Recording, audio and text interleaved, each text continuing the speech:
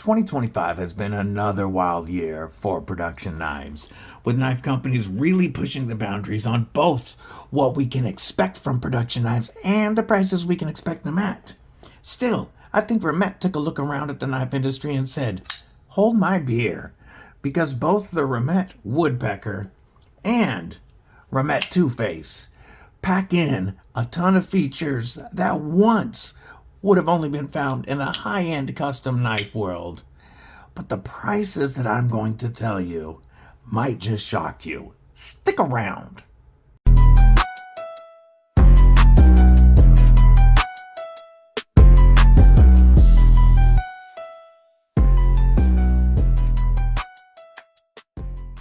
What it do, Kripple Krew? EDC with DBD, disabled by Dadley, and today we're taking a look at two knives that you, the Kripple Krew, recommended that I check out. And I gotta say, y'all were right about both of them. We are gonna start off with this one here, but before we do, stab that like button, like you mean it. Make sure that you've /subscribe, and also that you've bashed that bell for notifications, so you don't miss anything. The Remette Woodpecker is the one we're starting off with today. And we're going to kick it with some specs first.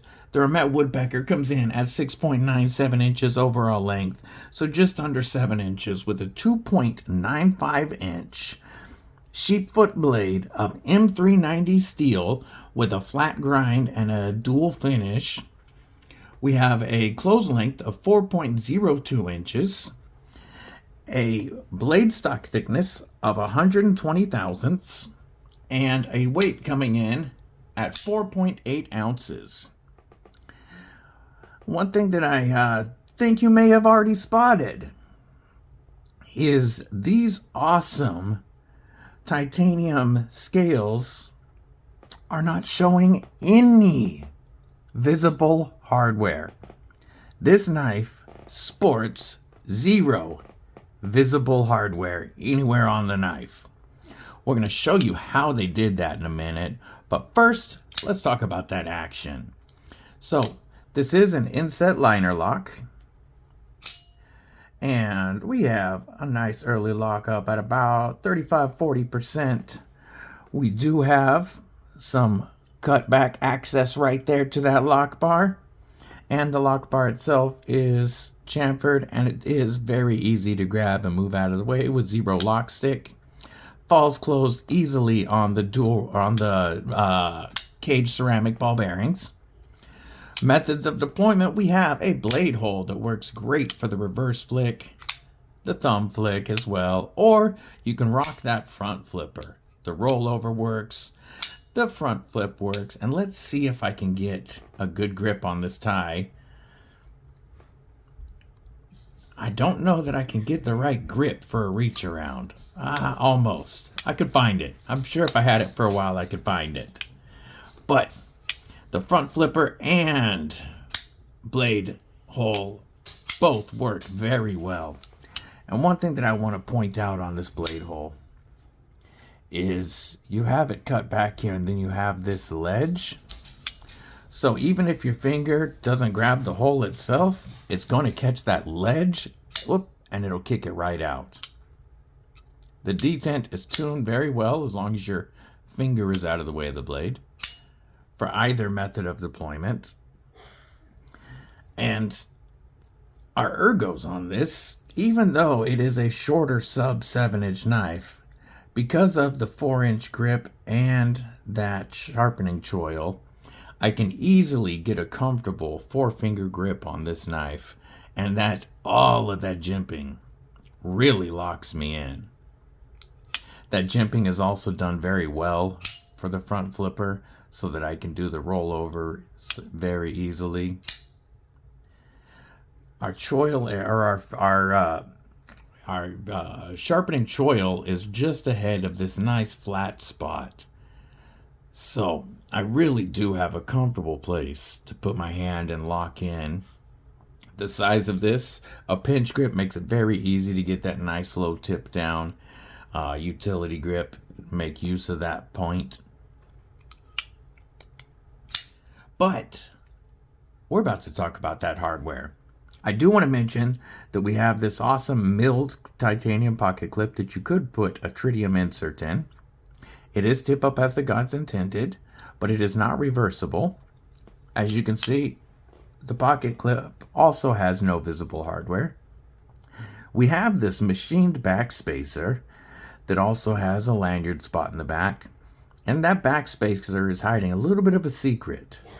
You can see this button right here. And when you push that button down and slide the scale forward, the scale pops out. Now you can get in here, take this part of this knife apart. You can adjust the pivot if you need to. And it just is, I think, a very smart way of hiding your hardware while still making it pretty easy to work on the knife. Like I said, this is really pushing the boundaries of what production knives are kicking out to us nowadays, and I am here for it. Notice these cuts, which act as a tuning fork and give you awesome, yep, make sure we are closed. Do you hear that tang at the end? That vibration? Whoop. My finger kept getting hooked. Really cool acoustics from this, and I dig it a lot. I think this is a fun knife, even though it's a bit smaller than what I normally carry. Let's get you some size comparisons real quick. Started off with the TRM Neutron 2. It's going to be a little shorter than the Neutron 2. And of course, we'll go with the TRM Atom, which is going to be quite a bit shorter than the Atom. A little bit of knife flex in there. And then how about two? They're going to be a lot closer in size to this knife. Let's look at the Ferromonster Glideman and the Devo, come on, Devo Pony Stout. And as you can see, much closer to these two knives, just a little in between them, with, I'd say, closer to the Glideman. So, this is that, like, medium size carry. It's a little bigger than a 5th pocket knife. Smaller than some consider to be a full-size EDC, but definitely large enough to fill your EDC duties for most days.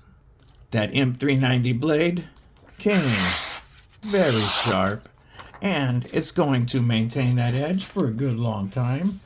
A lot of people have done checks on Remette's heat treatment, check the HRC on their knives, and it always has been what Remette has advertised. On this, they're advertising 60 to 61 HRC.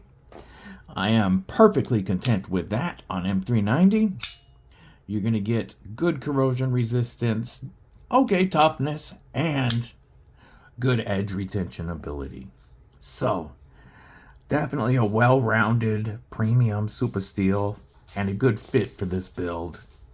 If you're not a fan of the crystallized tie, which they do have multiple colors of, they do have a couple of plain tie versions that have blackened tie right here.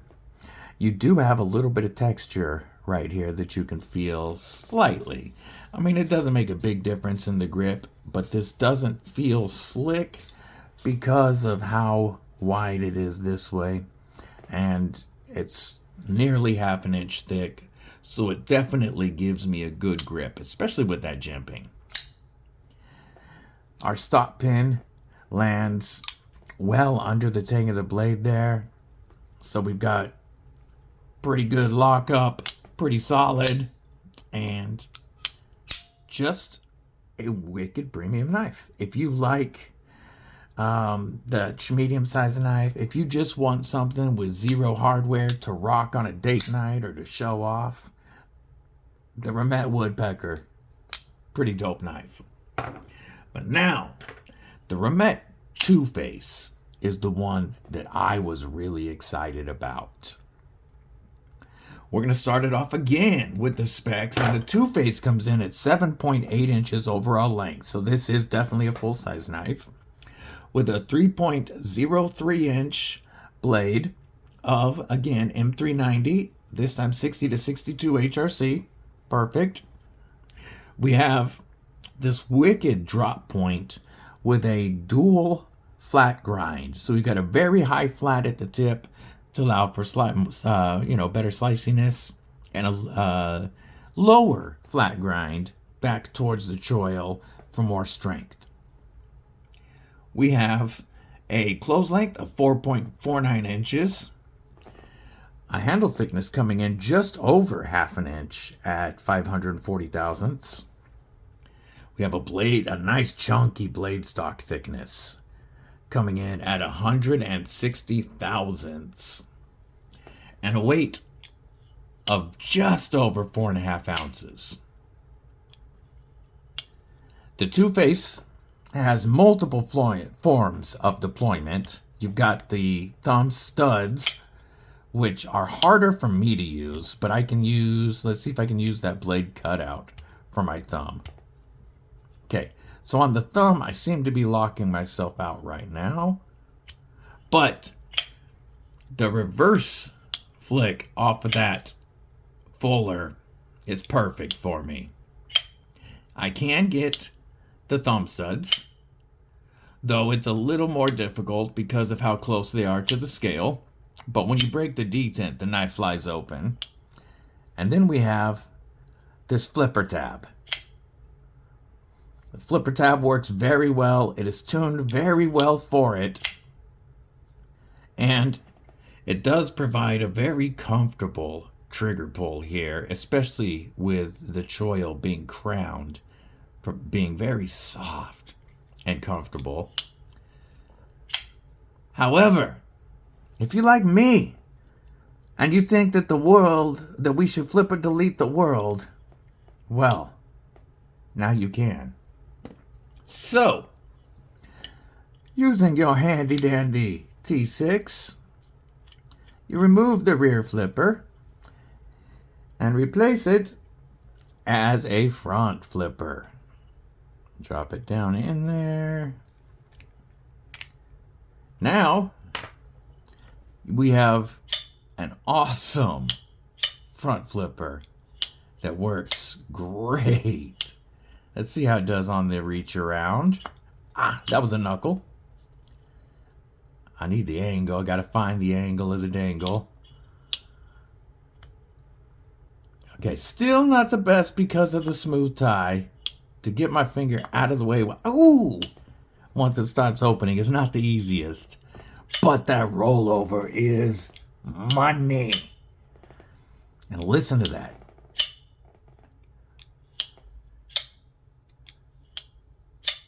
Listen to the acoustics on that. Running on multi-row cage ceramic ball bearings, locked up with a frame lock. And we are locked up at right about 30% on that very chunky blade stock. So we have a lot of contact here. And then we also have internal stop pins running inside of a milled racetrack. So we have crazy side-to-side stability and bank vault lockup. The lock bar, we have a little bit of exposure here, but it is plenty easy to move over and out of the way. And we do have a hardened steel lock bar insert to give us steel on steel contact that also acts as a dual oval travel stop. It stops it from going too far out or too far in. Full length crowned back spacer with jimping and hidden lanyard hole. Our jimping up top runs forever and feels great with the edges on either side being crowned. It just makes it very smooth and comfortable, and the ergos on this knife are phenomenal. So behind that pivot with my extra large glove size hands, I still get a full 4-finger grip. I can easily lock into a saber grip back here for a lot of reach, and I've got the jimping and I've got that curvature that really lock my thumb in there. Then, if I want to choke up for some control over the blade, I can throw my finger up in that very comfortable choil, and if I really want to, I can really stick my thumb out here on the blade and get some true strength into cuts. Easy to get that tip down in a pinch or utility grip. And then that blade, we've got the thin, slicey spot out at the front. And then back here, it is thicker behind the edge, but still plenty, sharp and slicey. So both parts of the edge are plenty sharp, but you're definitely going to get more strength out of this back end here for it's coming off of a 4mm blade stock thickness and then thicker behind the edge. You'll definitely be able to get some more work done back here and keep your sliciness out to the tip. Oh, I love it with that front flipper. Feels great. We have a hidden pocket clip screw, which I really like, and hidden on this side, it's screwed from this side, and it is reversible. Perfectly symmetrical, reversible pocket clip with the ball bearing that rolls in and out over your pants pocket very easily with this smooth titanium. All of our hardware except for our removable flipper tab and the screw that goes in it is T8, including our pivot and body screws, and yes, our pocket clip screw. The screw holding in the flipper is a T6, and in the top where I currently have that screw, there was a little filler. This took a T5 to get out. I will be putting that back because I'll put this back in the regular flipper, but rear flipper position. That's what I'm trying to say. Before I send this back out, this is here via the lefty pass around group. But I want to show you that maybe you don't want a rear flipper or a front flipper. In that case, you just remove the flipper tab. And now you've got a perfect reverse flick. Great ergos. No flipper tab in the way. And you still have awesome jimping. The only difference is you don't have a little bit more jimping back to here. Oh, this has got to be one of my favorite import production knives of the year. Everything that they've done on this to make it feel like a high-end custom. Yet these start at less than $260. That's a stupid deal for this, I believe.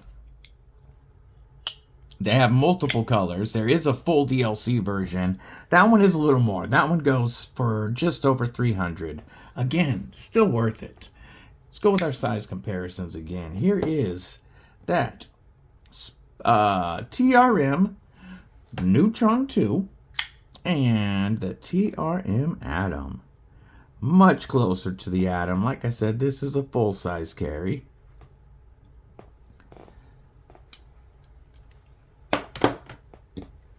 Bring out the Woodpecker now and compare them against each other. Here we have two knives really pushing the boundaries of what production knives can be. I think Remette is doing some awesome things, and either one of these would be great additions to anybody's Christmas list. But as cool as the Woodpecker is, For me, it's gotta be the TwoFace. Whether it's the dual grind, all the methods of deployment, the ability to swap out the flipper, the ambidextrous capabilities, or just the overall ergos and comfort. This is going to be an absolute knife of the year contender for me in that $250 plus import category. But I want to know what you guys think about these. I know some of you already have these because you were the ones telling me to get them, like I said. But which one do you think is doper? Which one's on your Christmas list? If I had this, I would absolutely rock it with the front flipper. I'm going to throw that on one more again before we end this because it just feels too good and it's too easy to put back on there.